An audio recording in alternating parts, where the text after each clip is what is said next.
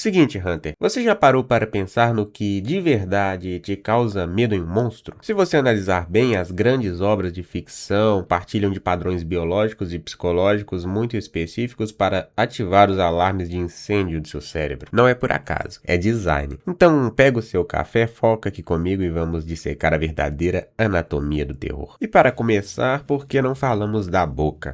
Ela é uma parte do corpo humano muito curiosa.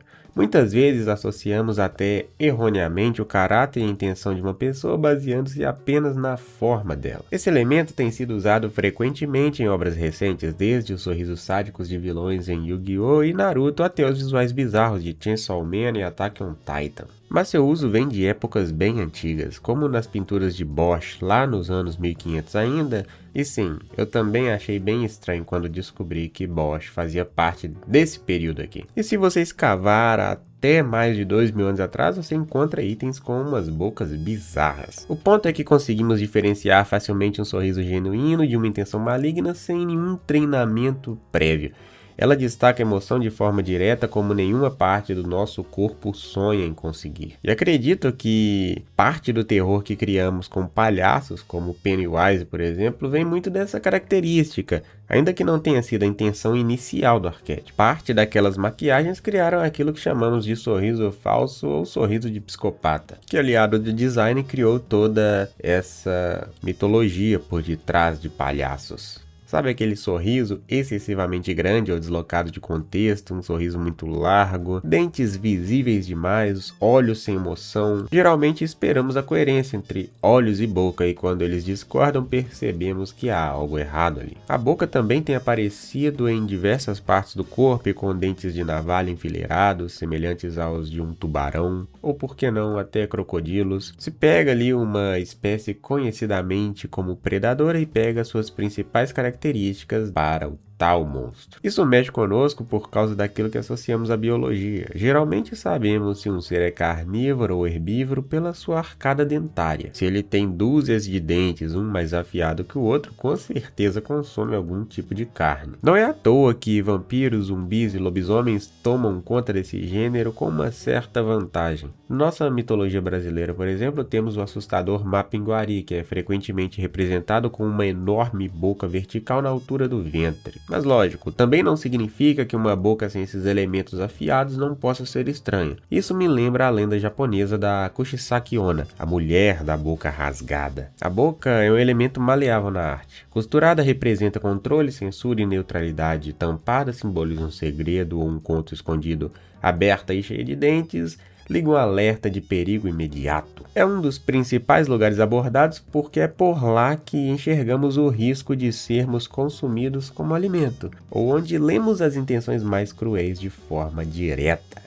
Um dos mangás que mais trabalham esse simbolismo com a boca é Tokyo Ghoul. É interessante você misturar o zíper normalmente utilizado para fechar e abrir roupas com essa ideia da boca. E detalhe, não é apenas estético, ele tem um forte significado visual. Em um anime que todos comem todos, literalmente, o zíper sugere uma boca que pode ser fechada, remetendo à dificuldade de expressar sua verdadeira identidade. Kaneki vive dividido entre humano e Ghoul. A máscara representa a persona que ele precisa assumir e com seu zíper a máscara sugere um certo perigo que pode ser liberado a qualquer momento. Você não consegue ver aquilo e não associar com uma focinheira de cachorro ou aquelas máscaras que colocam em gente maluca, sabe? No design de personagens, o zíper é um ótimo exemplo de como um elemento simples pode transformar a percepção da boca. Em vez de mostrar dentes ou deformações, ele comunica que existe algo perigoso escondido. Algo bem próximo ao que o rosário de Akashiamoko ou o bambu de Nezuko representam. O segundo exemplo veio de uma criatura em particular, o Karazi, uma estranha lenda urbana do YouTube que conheci há um tempo e que até então vem me atormentando. E o conceito dele brinca com a face vazia. Podemos comunicar isso tanto por olhos enigmáticos quanto por um rosto sem feição nenhuma. Geralmente ficam ligados a seres com uma postura mais lenta, indicando uma suposta neutralidade à medida que se reduzem todas as suas outras características do rosto. O que indica o terror de fato é a postura ou os objetos que a criatura criatura carrega. Se no primeiro exemplo da boca tínhamos a certeza interna de que um ser queria nos devorar, não da forma Blue Lock, nesse agora a dúvida é o problema. Temos algo ali que nos avisa que é um perigo à vista, mas muitas vezes não sabemos exatamente o que vai acontecer. Tirando aqueles que já carregam objetos óbvios, como as enfermeiras de Silent Hill com seus bisturis e canos, a nossa mente imagina milhares de cenários possíveis e cria um terror mais psicológico nutrido pela incerteza. É como se você entrasse em uma sala escura sem uma lanterna.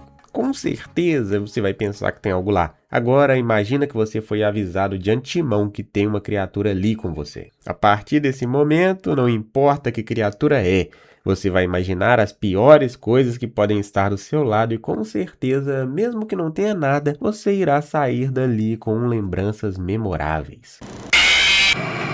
O fato de a criatura não ter expressão comunica uma ausência de sentimentos e objetivos comuns, transmitindo a ideia de que ela está ali apenas para concluir os desejos mais selvagens possíveis. Reforçando uma ideia interessante.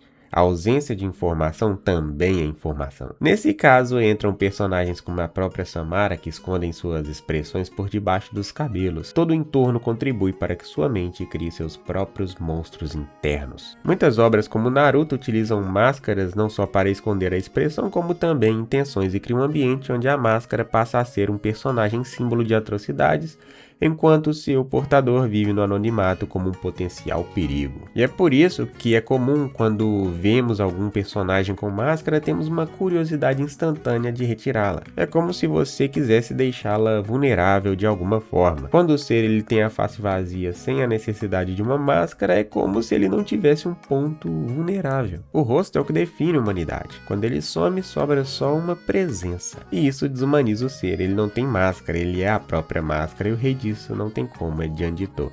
São diversas histórias que brincam com nossa forma de criar a nossa própria ameaça, onde nós temos acesso apenas aos resultados da até então presença sem corpo, e o tal monstro fica na nossa mente como uma eterna incógnita. Em muitos desses casos, o monstro não precisa nem ser desenhado pelo autor, nós já imaginamos ele nos mínimos detalhes, igual a sala escura, sabe? Agora, você já reparou como algumas dessas criaturas têm um formato geométrico bem claro? Não são só os dentes que costumam ser pontiagudos, mas também suas mãos e pernas. São corpos distorcidos, misturados e construídos pensando em proporções erradas que geram um desequilíbrio na composição, misturando figuras pontiagudas como triângulos e suas variações. Se você voltar ali na psicologia básica do design, você verá que círculos transmitem segurança, já os triângulos e formas pontiagudas disparam alertas de perigo no nosso cérebro, pois estão instintivamente associados a garras, espinhos e facas. E é até interessante pensar que a figura geométrica mais sólida é a que melhor abarca esses monstros desequilibrados que temos nas histórias. Somado a isso, temos a ameaça do movimento errático. Um monstro que anda em perfeito equilíbrio parece racional, mas um monstro que se move em desequilíbrio, espasmódico ou apoiado em pontas finas, como um movimento robótico e quebrado, tirado das aranhas, parece imprevisível e imparável. Geralmente aparecem fazendo movimentos impossíveis, como girar a cabeça 360 graus, com o corpo cheio de feridas expostas, sujas e podres, e que parecem à primeira vista impossíveis de matar. São monstros que claramente não têm a capacidade de sofrer dor e que por isso quase nunca conseguem ser afetados de forma convencional. Eles andam como se estivessem carregando os pesos do Rock Lee nas pernas e parecem não chegar a seu destino nunca, mas de alguma forma sempre chegam. Tem vários artistas visuais que trabalham nesse estilo, mas Masahiro Ito, ilustrador por trás da maioria dos designs de monstros e cenários de Silent Hill, é o mais interessante deles. Seus monstros têm uma característica que poderíamos chamar de humanoide zumbificada ou alguma coisa parecida, onde nesse caso específico temos ainda a adição de um certo contraste entre o medo e o desejo por certa parte dos monstros da franquia.